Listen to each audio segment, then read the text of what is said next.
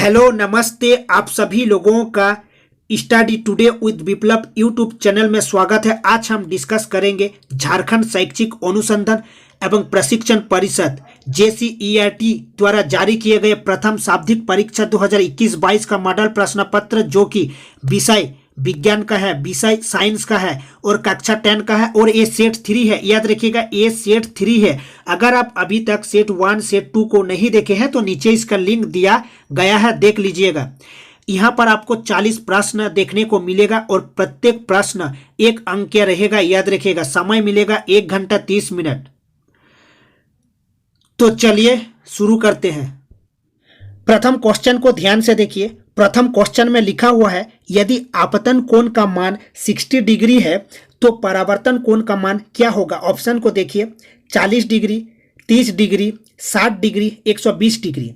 देखिए, आपतन कोण और परावर्तन कोण आपस में बराबर होते हैं, तो इसका सही आंसर हो जाएगा 60 डिग्री। आपतन कोण तथा परावर्तन कोण आपस में बराबर होता है, याद रखना। क्वेश्चन 2 को देखिए, मुख्य अक्ष के समानांतर आने वाली किरणें दर्पण से परावर्तन के बाद जिस बिंदु पर मिलती है उस बिंदु को क्या कहते हैं। याद रखिएगा, मुख्य अक्ष के समानांतर आने वाली किरणें, फोकस, वक्रता केंद्र, प्रकाशित केंद्र, ध्रुव। इसका सही ऑप्शन हो जाएगा फोकस। याद रखिएगा, फोकस। नेक्स्ट क्वेश्चन को देखिए, क्वेश्चन नंबर 3 को देखिए। क्वेश्चन नंबर 3 में लिखा हुआ है, यदि वक्रता त्रिज्या का मान 54 सेंटीमीटर है, 54 सेंटीमीटर है, तो फोकस दूरी क्या होगी। याद रखिएगा, जो फोकस दूरी होता है F होता है वक्रता त्रिज्या बटे 2 होता है। याद रखना है, F क्या होता है, वक्रता त्रिज्या बटे 2। तो वक्रता त्रिज्या का मान दिया हुआ है 54 बटे 2 कर देना है, तो इसका सही ऑप्शन हो जाएगा 27। ऑप्शन सी हो जाएगा 27। नेक्स्ट क्वेश्चन को ध्यान से देखिए। क्वेश्चन नंबर 4 को देखिए, अवतल दर्पण के सामने किसी वस्तु को कहां पर रखा जाए जिससे उसके समान आकार का उल्टा प्रतिबिंब बनेगा। क्वेश्चन को ध्यान से पढ़िए। अवतल दर्पण के सामने किस बिंदु को, किस वस्तु को कहां पर रखा जाए जिससे उसके समान आकार का उल्टा प्रतिबिंब बनेगा। मतलब किसी वस्तु को कहां पर रखा जाए जिससे उसके समान आकार का उल्टा प्रतिबिंब बनेगा और अवतल दर्पण के सामने। तो ध्रुव पर, फोकस पर, वक्रता केंद्र पर, ध्रुव और फोकस के बीच में। इसका सही ऑप्शन हो जाएगा ऑप्शन सी, वक्रता केंद्र पर। क्वेश्चन 4 का सही आंसर हो जाएगा ऑप्शन सी, वक्रता केंद्र पर। याद रखिएगा। नेक्स्ट क्वेश्चन को ध्यान से देखिए।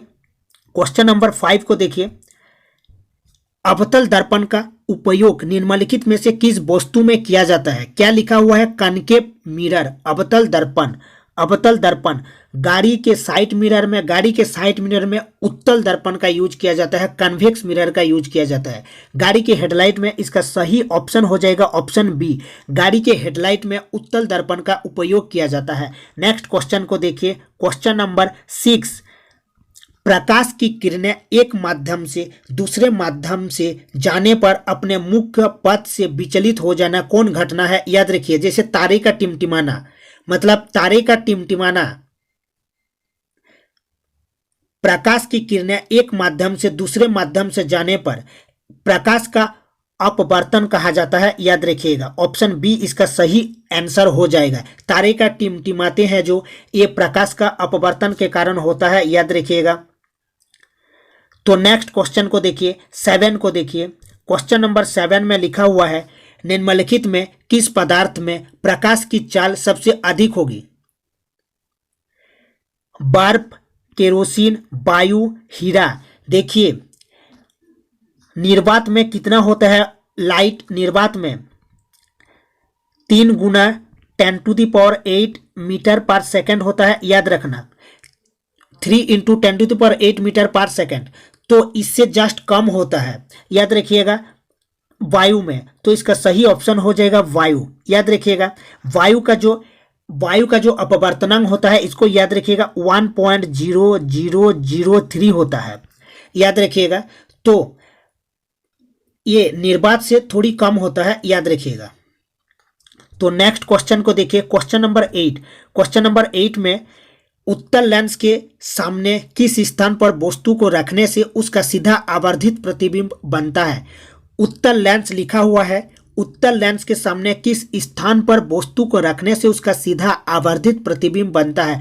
फोकस पर, प्रकाशिक केंद्र और फोकस के बीच में, एफ और 2F के बीच में, या 2F पर? इसका सही ऑप्शन हो जाएगा ऑप्शन डी 2F पर, याद रखिएगा। नेक्स्ट देखिए क्वेश्चन नंबर 9 को देखिए। क्वेश्चन नंबर 9, लेंस की क्षमता का मात्रक क्या है? SI unit of power of lens, metre, centimetre, dioptre, millimetre? इसका सही ऑप्शन हो जाएगा डायप्टर, याद रखना डायप्टर। तो नेक्स्ट क्वेश्चन को देखिए। नेक्स्ट क्वेश्चन, क्वेश्चन नंबर 10 को देखिए। 10 सेंटीमीटर ऊंचा एक वस्तु किसी लेंस के सामने रखा जाए जिससे वह 3 गुना बड़ा प्रतिबिंब बना, उस लेंस द्वारा उत्पन्न आवर्धन क्या होगा? याद रखिएगा जो आवर्धन होता है उसका एक फॉर्मूला होता है m इक्वल टू क्या होता है? हाइट होगा इमेज का जो हाइट होगा उससे डिवाइडेड करना पड़ेगा ऑब्जेक्ट के इमेज से। ऑब्जेक्ट का जो हाइट होगा यहां पर देखिए लिखा हुआ है 3 गुना, मतलब इमेज का हाइट होगा 30 और 10 सेंटीमीटर 10, तो इसका सही आंसर हो जाएगा 3 हो जाएगा इसका सही आंसर, याद रखिएगा ऑप्शन बी। नेक्स्ट को देखिए 11 को देखिए। क्वेश्चन नंबर 11 को देखिए। नेत्र के किस भाग में प्रतिबिंब का निर्माण होता है? नेत्र के किस भाग में प्रतिबिंब का निर्माण होता है? मतलब जो इमेज कहां पर बनता है? रेटिना पर बनता है, याद रखिएगा। दृष्टि पटल पर, ऑप्शन देखिए स्वच्छ मंडल, परितारिका, पुतली? इसका सही ऑप्शन हो जाएगा दृष्टि पटल। रेटिना पर इमेज बनता है, इसको याद रखिएगा। और जो कलर पार्ट होता है आंख का उसे कहा जाता है आइरिस, और नेत्रदान में कॉर्निया को दान किया जाता है, इसको भी याद रखिएगा। तो इसका सही ऑप्शन हो जाएगा दृष्टि पटल। क्वेश्चन नंबर 12 को देखिए। क्वेश्चन नंबर 12 में लिखा हुआ है निकट दृष्टि दोष को किस लेंस द्वारा दूर किया जा सकता है?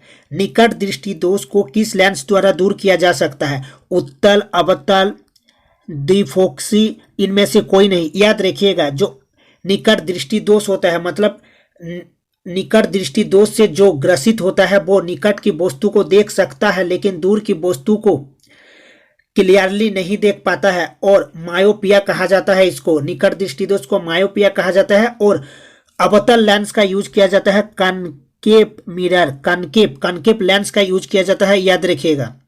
निकट दृष्टि दोष को किस लेंस द्वारा दूर किया जाता है? अवतल लेंस, याद रखिएगा। और उत्तल लेंस का यूज किया जाता है, याद रखिएगा, दूर दृष्टि दोष में, हाइपरमेट्रोपिया में। तो नेक्स्ट क्वेश्चन को ध्यान से देखिए। क्वेश्चन नंबर 13, सामान्य नेत्र का दूर बिंदु क्या है? 20 सेंटीमीटर, 25 सेंटीमीटर, 100 सेंटीमीटर, अनंत? याद रखिएगा अनंत होता है। दूर बिंदु लिखा हुआ है, सामान्य नेत्र का दूर बिंदु कितना होता है? अनंत होता है। और सुस्पष्ट देखने के लिए जो न्यूनतम दूरी होता है वो होता है 25 सेंटीमीटर। 25 सेंटीमीटर होता है सुस्पष्ट देखने के लिए न्यूनतम दूरी, और दूर बिंदु कितना होता है? अनंत होता है। नेक्स्ट क्वेश्चन को देखिए। क्वेश्चन नंबर 14 को देखिए। दिए गए किस जैव प्रक्रम से हमें ऊर्जा मिलती है? किस जैव प्रक्रम से हमें ऊर्जा मिलती है? श्वसन, पाचन, उत्सर्जन, संवहन? श्वसन से हमें ऊर्जा मिलती है। नेक्स्ट क्वेश्चन को देखिए 15 को। क्वेश्चन नंबर 15 चिप्स के पैकेट में विकृत गंधिता से बचने के लिए कौन सी गैस डाली जाती है? Oxygen, nitrogen, hydrogen, carbon dioxide? Nitrogen, याद रखिएगा नाइट्रोजन। चिप्स के पैकेट में नाइट्रोजन डाली जाती है ताकि उससे विकृत गंधिता से बचा जाए।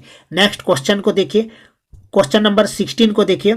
जंग लगना किस प्रकार की अभिक्रिया है? संयोजन, वियोजन, विस्थापन, द्विविस्थापन? देखिए जंग लगना मतलब Fe बिना पेंट किए हुए है, Fe आयरन, ठीक है, बिना पेंट किया हुआ, और यहाँ पर ऑक्सीजन प्लस H2O जो मॉइस्चर होता है, नमी होता है, तो क्या हो जाएगा? याद रखिएगा ये क्या हो जाएगा? Fe2O3 डॉट XH2O हो जाएगा। मतलब यहां पर ऑक्सीकरण अभिक्रिया होती है, याद रखिएगा ऑक्सीकरण, मतलब इसका सही ऑप्शन हो जाएगा संयोजन, याद रखिएगा संयोजन। तो नेक्स्ट क्वेश्चन को देखिए। नेक्स्ट क्वेश्चन 17 को देखिए।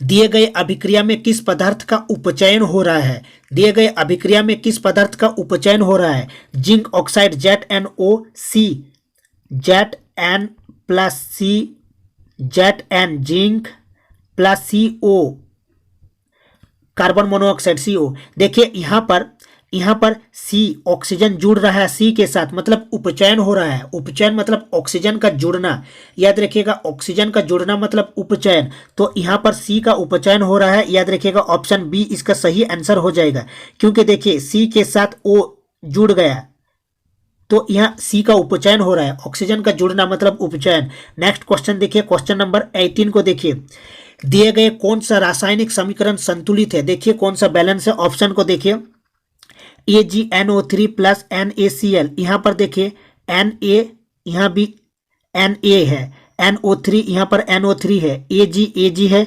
Cl है, मतलब ये संतुलित है, ये बैलेंस है। तो 18 का सही ऑप्शन हो जाएगा ऑप्शन ए,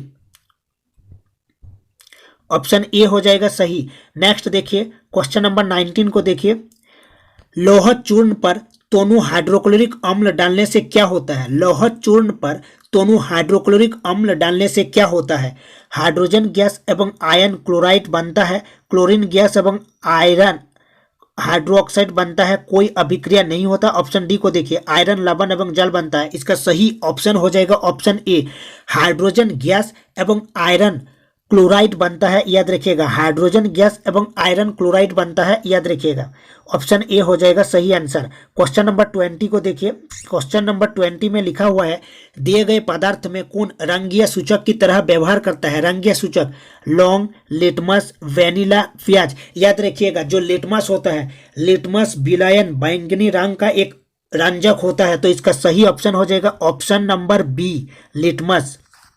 नेक्स्ट क्वेश्चन 21 को देखिए, हड्डियों को जोड़ने के लिए डॉक्टर किस लवण का प्रयोग करता है, हड्डियों को जोड़ने के लिए, याद रखिएगा, calcium sulphate hemihydrate. Calcium sulphate hemihydrate मतलब वो होता है प्लास्टर ऑफ पेरिस, CaSO4.12H2O, जो प्लास्टर ऑफ पेरिस होता है, इसको याद रखिएगा, प्लास्टर ऑफ पेरिस। तो इसका सही ऑप्शन हो जाएगा option C, CaSO4.12H2O। Next question को देखिए 22, question number 22, plaster of Paris का सूत्र क्या है, याद रखिएगा, CaSO4 calcium sulphate hemihydrate half H2O होता है, इसको याद रखिएगा, तो ऑप्शन सी हो जाएगा सही आंसर। नेक्स्ट क्वेश्चन को देखिए 23 को देखिए, दिए गए समीकरण में कौन अभिक्रिया हो रही है, 2H2 प्लस O2 H2O, मतलब संयोजन, वियोजन, विस्थापन या द्विविस्थापन। इसका सही ऑप्शन हो जाएगा संयोजन, क्योंकि देखिए यहाँ पर एक बन रहा है, 2H2 प्लस O2 H2O बन रहा है, मतलब यह है संयोजन अभिक्रिया, याद रखिएगा। नेक्स्ट देखिए, दो अभिक्रिया जोड़कर एक अभिक्रिया बन रहा है, मतलब संयोजन। नेक्स्ट देखिए 24 को देखिए, क्वेश्चन नंबर 24, खट्टे फल में कौन सा अम्ल पाया जाता है, खट्टे फल में एसिटिक अम्ल, साइट्रिक अम्ल, लैक्टिक अम्ल, ऑक्जेलिक अम्ल। याद रखिएगा, खट्टे फलों में साइट्रिक अम्ल, सिट्रिक अम्ल पाया जाता है खट्टे फलों में, याद रखिएगा, ऑप्शन बी हो जाएगा इसका सही आंसर, ऑप्शन बी हो जाएगा इसका सही आंसर। याद रखिएगा, एसिटिक अम्ल विनेगर में पाया जाता है, सिरका में, लैक्टिक अम्ल दूध में पाया जाता है, ऑक्जेलिक अम्ल टमाटर में पाया जाता है, तो ऑप्शन बी साइट्रिक अम्ल खट्टे फलों में पाया जाता है। नेक्स्ट क्वेश्चन को देखिए 25, क्वेश्चन नंबर 25, कोई विलयन अंडे के पिसे हुए कवच से अभिक्रिया कर एक गैस उत्पन्न करता है। याद रखिएगा, कोई विलयन अंडे के पिसे हुए कवच से अभिक्रिया कर एक गैस उत्पन्न करता है जो चूने के पानी को दूधिया कर देती है। इस विलयन को क्या कहा जाएगा, NaCl, HCl। इसका सही आंसर हो जाएगा HCl, ऑप्शन बी हो जाएगा सही आंसर।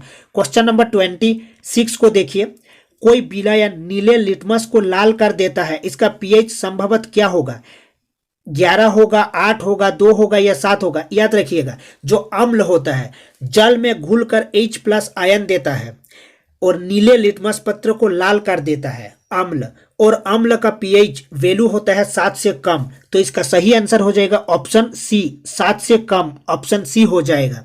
और जो क्षारीय होता है उसका पीएच वैल्यू 7 से अधिक होता है। नेक्स्ट देखिए क्वेश्चन नंबर 27 को देखिए, अमीबा अपने किस अंग में भोजन का पाचन करते हैं, मुंह, केंद्रक, कूटपाथ या खाद्य रिक्तिका? इसका सही ऑप्शन हो जाएगा ऑप्शन डी, खाद्य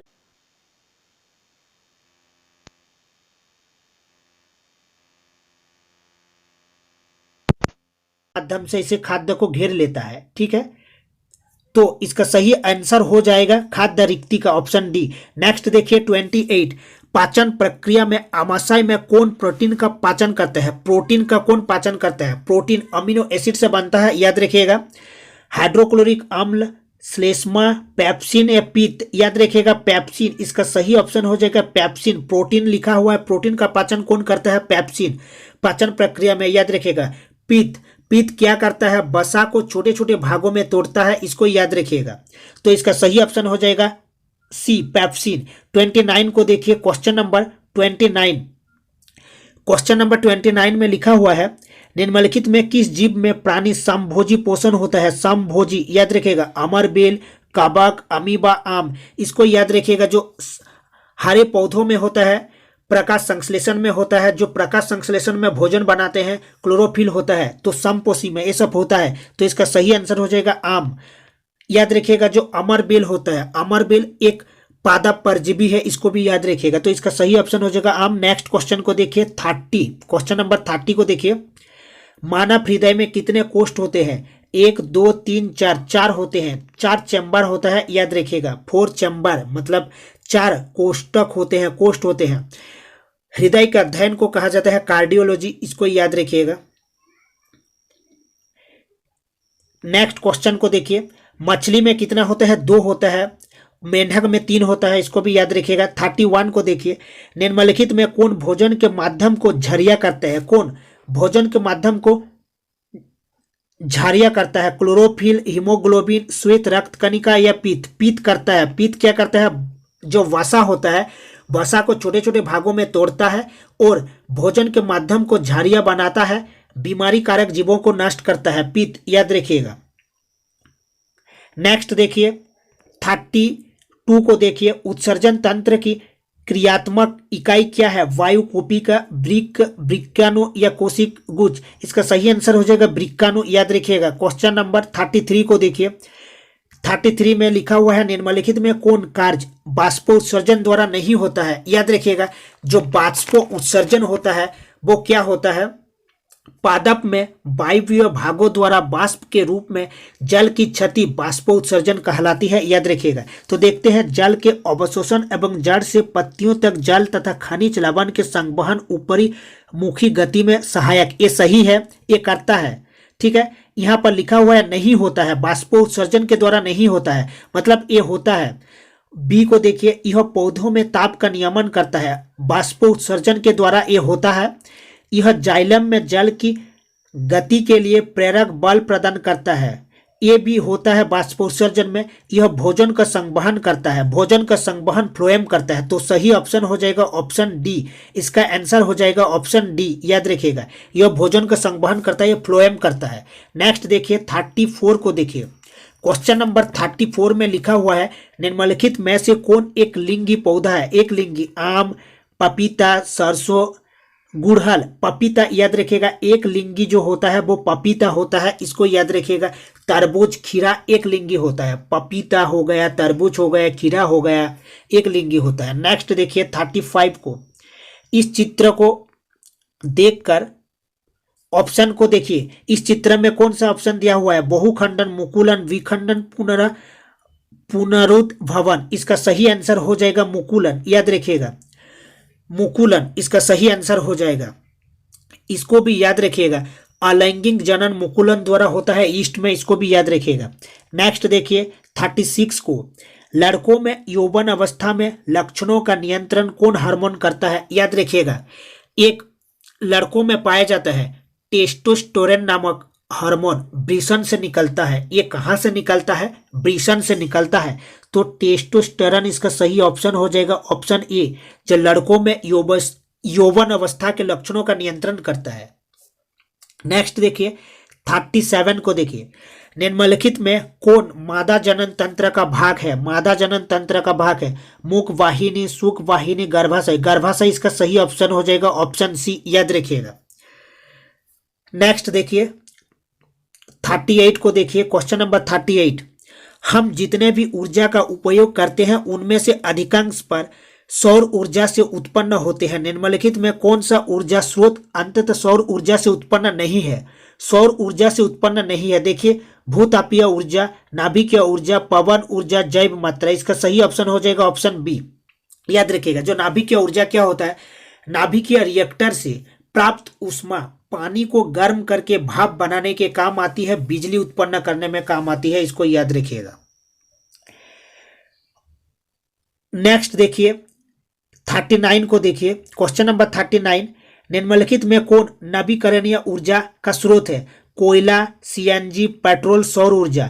नवीकरणीय मतलब सौर ऊर्जा, इसका ऑप्शन डी इसका सही आंसर हो जाएगा। नवीकरणीय ऊर्जा, नवीकरणीय ऊर्जा देखिए प्रकृति द्वारा निरंतर प्राप्त होते हैं, प्रकृति द्वारा निरंतर प्राप्त होते रहते हैं, इसको याद रखिएगा, जो नवीकरणीय ऊर्जा होता है, सौर ऊर्जा। नेक्स्ट देखिए क्वेश्चन नंबर 40 को देखिए, निम्नलिखित में से कौन जैव मात्रा ऊर्जा स्रोत का उदाहरण नहीं है? जैव मात्रा, जैव मात्रा क्या होता है इसको भी जान लीजिए। ये ईंधन जंतु एवं पादप उत्पाद से होते हैं। ये ईंधन अधिक ऊष्मा उत्सर्जित नहीं करते हैं तथा इन्हें जलाने पर अत्यधिक धुआं निकलता है। तो लकड़ी, गोबर गैस, नाभिकीय ऊर्जा, कोयला। तो इसका सही ऑप्शन हो जाएगा सी, लकड़ी, गोबर गैस, कोयला। ये तो जैव मात्रा ऊर्जा है, ठीक है।